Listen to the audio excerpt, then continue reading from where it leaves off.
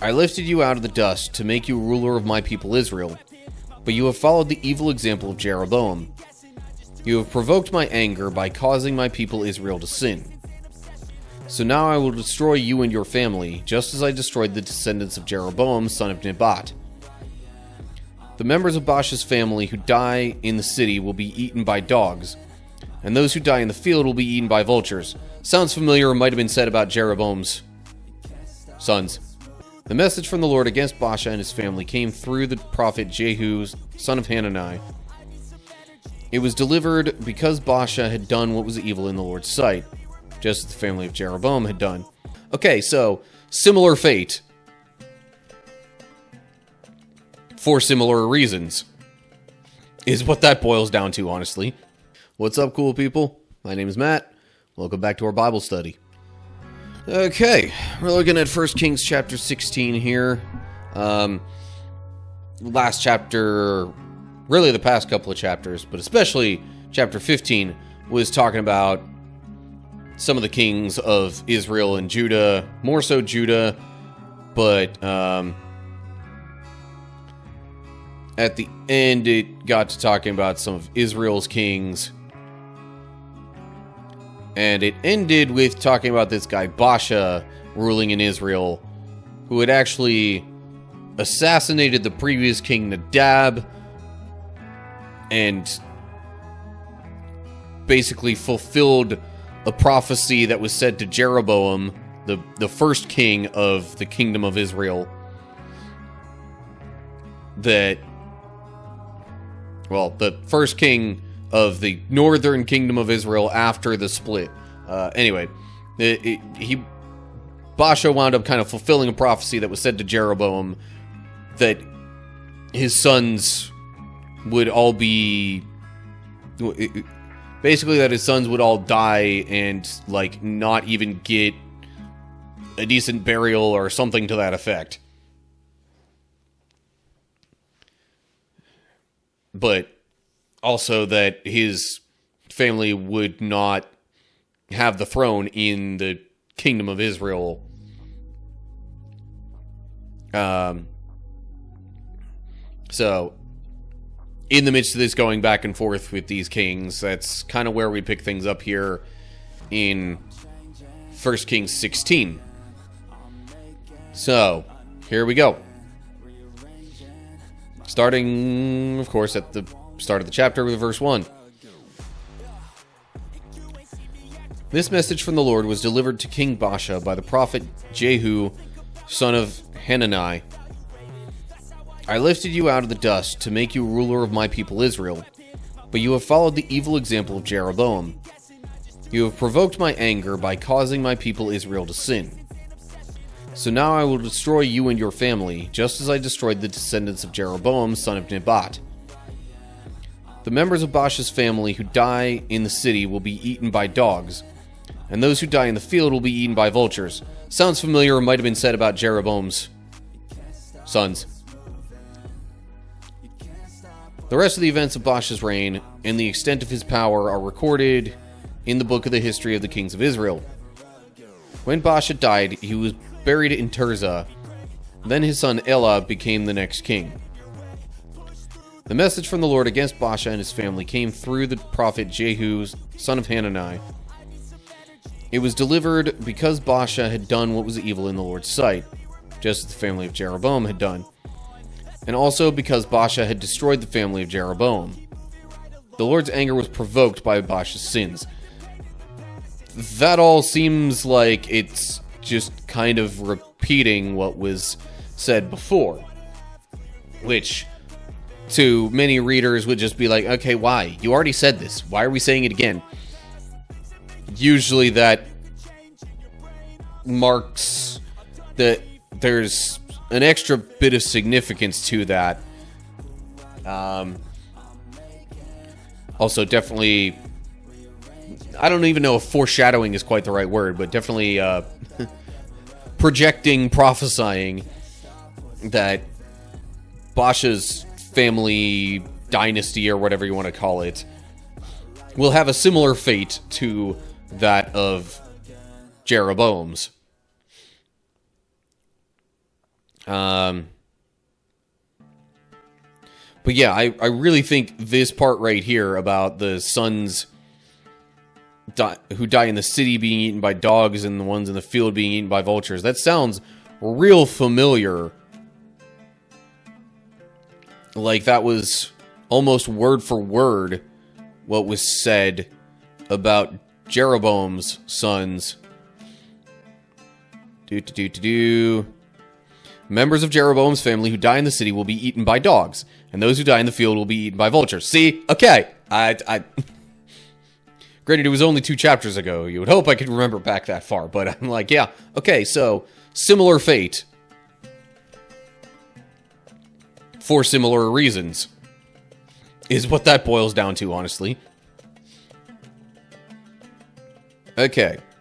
And then we get to the next ruler of Israel, who is Baasha's son, Elah.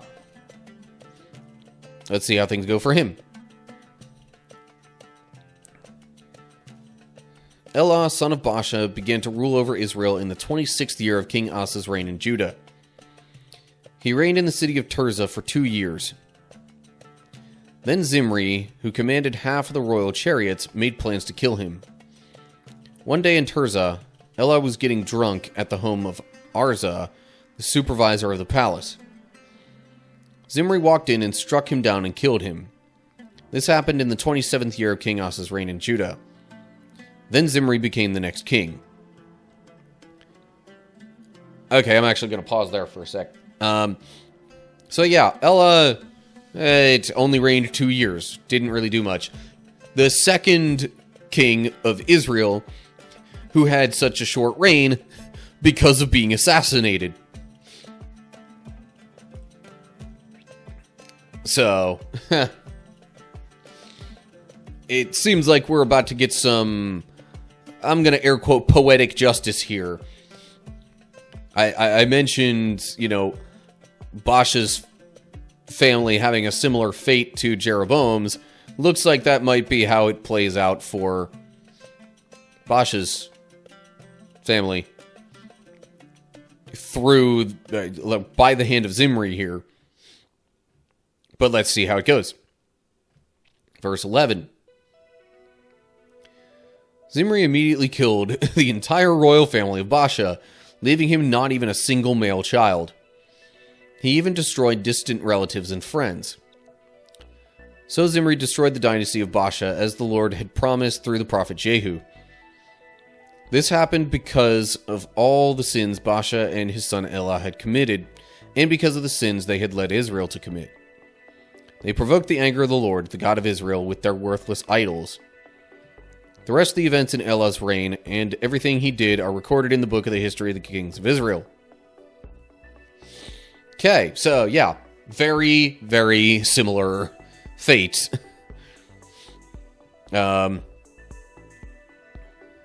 And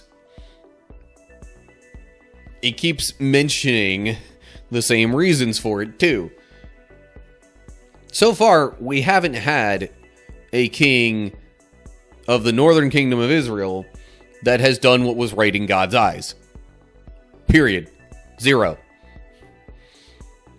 Out of the 3 or 4 in Judah, we've had 1 that's righteous so far, and that was King Asa.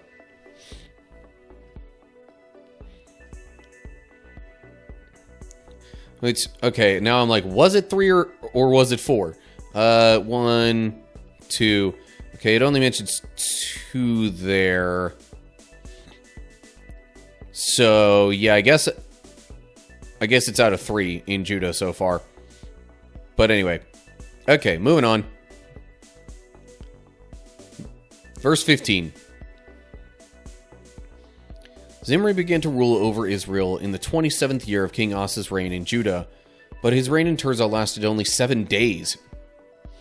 The army of Israel was then attacking the Philistine town of Gibbethon. When they heard that Zimri had committed treason and had assassinated the king, that very day they chose Omri, commander of the army, as the new king of Israel. So Omri led the entire army of Israel up from Gibbethon to attack Tirzah, Israel's capital.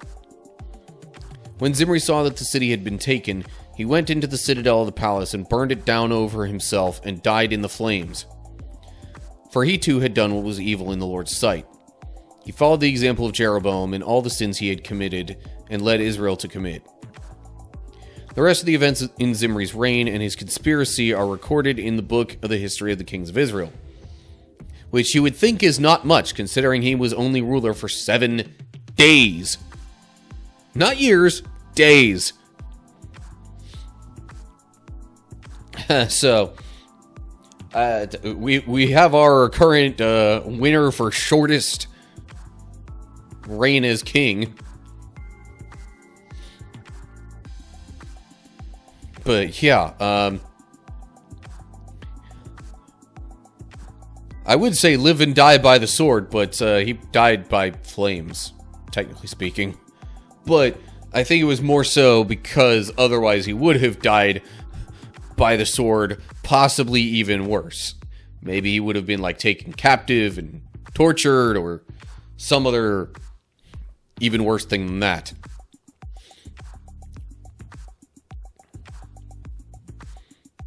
So, then apparently this guy Omri is the next king of Israel. Even though it doesn't say much about Zimri's reign, I mean, it says that he still did, you know, what was evil in the Lord's sight. So,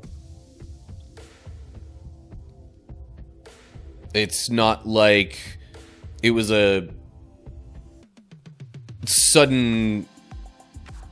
Yeah, it's not like things went poorly for somebody who was trying to do the right thing in God's eyes. Okay. Verse 21. But now the people of Israel were split into 2 factions.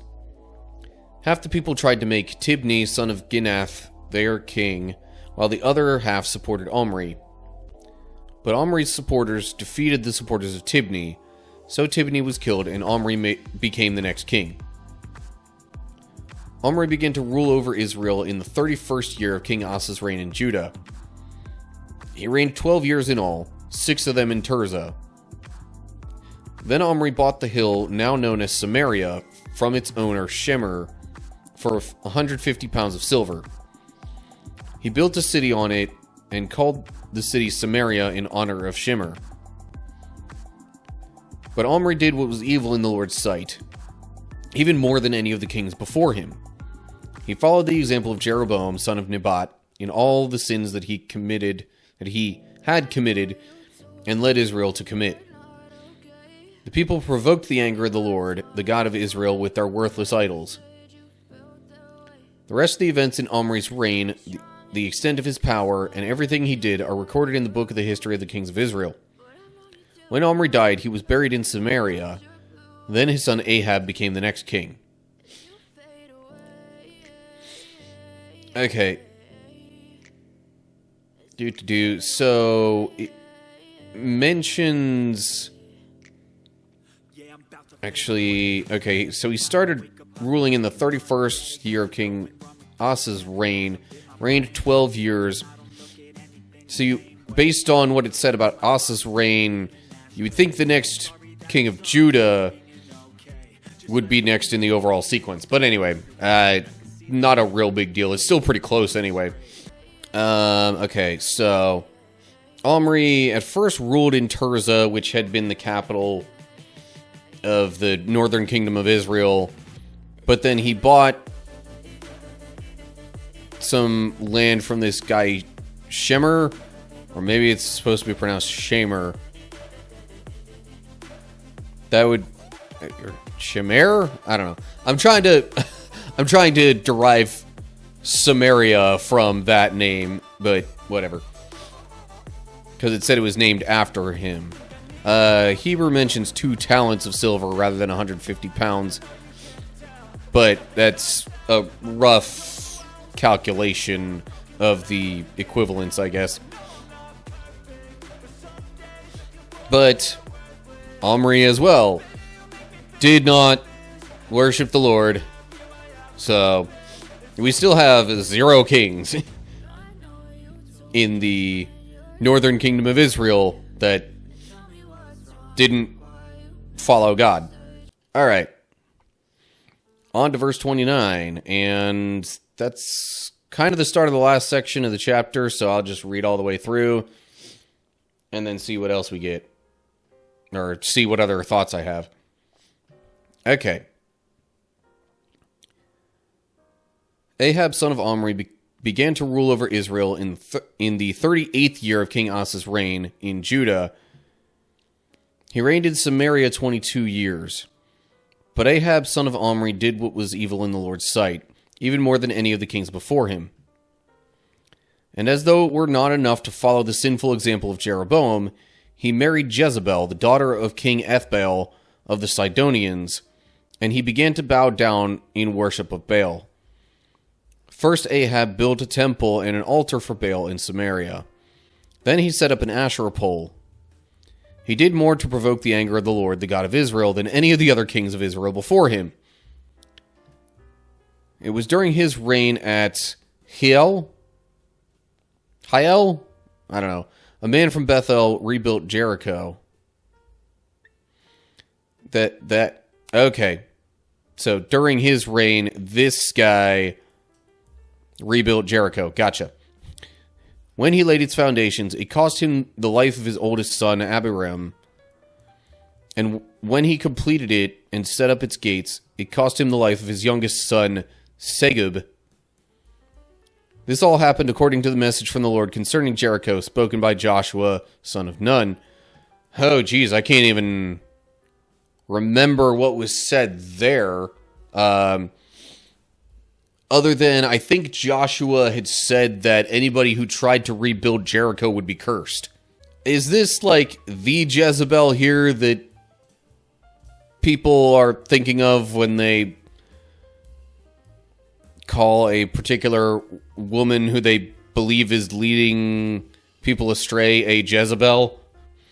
Because that wouldn't necessarily surprise me, although I find it odd that people would focus so heavily on what seems like such a minor chapter of the history of God's people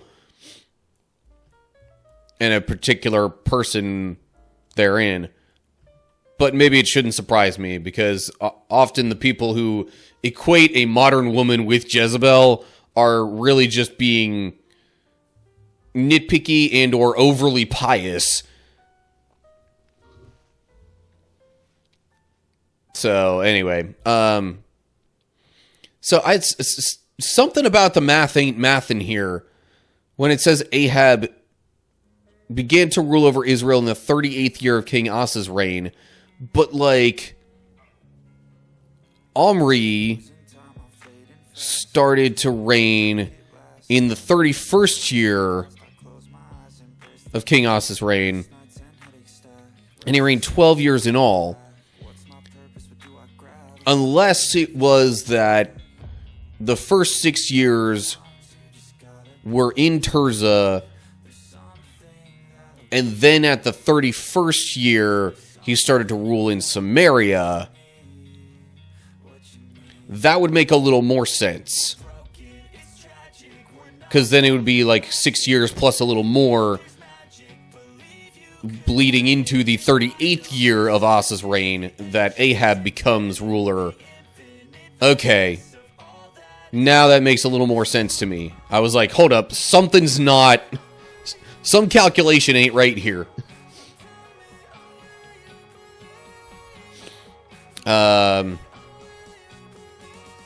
Anyway. So yeah. Ahab continues to do even worse things than the kings of Israel before him. And then this random guy rebuilds Jericho during his reign, and a bunch of bad stuff happens because Joshua had basically cursed any efforts to rebuild Jericho.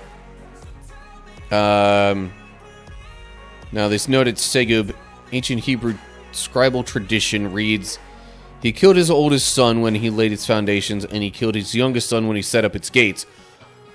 That would... Okay. And you see, if we're talking about, like, things that are detestable to the Lord, that might have been, like, especially if these were sacrifices to some other pagan god, then it would make even more sense to say that, you know, it would make even more sense for that effort to be further cursed, and also to happen during the rule of someone who was, like, setting up all sorts of other altars and things to worship gods other than the Lord. So, this is all we've got for 1 Kings 16.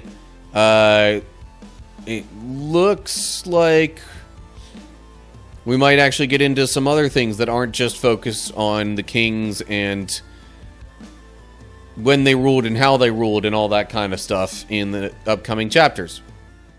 Okay, so, bunch of different kings in Israel. None of them were good in God's eyes. None of them followed God, so no surprise there. Also, a lot of turnover here. We had a couple of them that lasted only 2 years as king.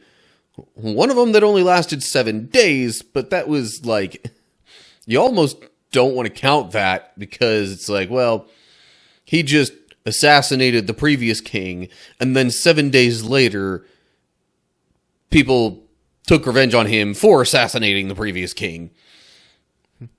So, it's like, you know, I guess technically he was the one in charge, but it was seemingly not really agreed upon by much of anybody else. At least not outside his, like, inner circle. But anyway, I digress. So yeah, as low of a ratio of good kings as, you know, the southern kingdom of Judah has,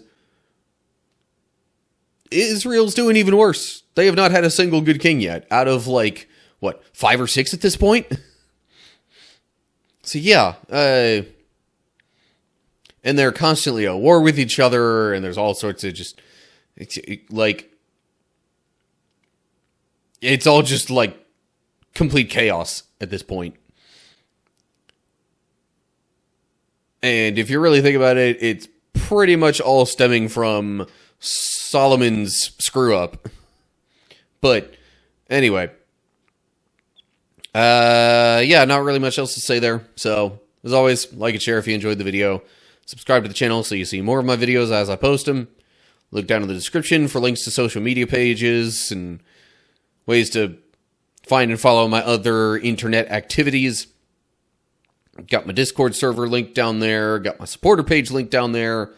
All the different things you can do to help support me and engage and all that kind of stuff too. And then, of course, down in the comment section, leave any thoughts or questions or anything like that you got for me. So that'll do it for now.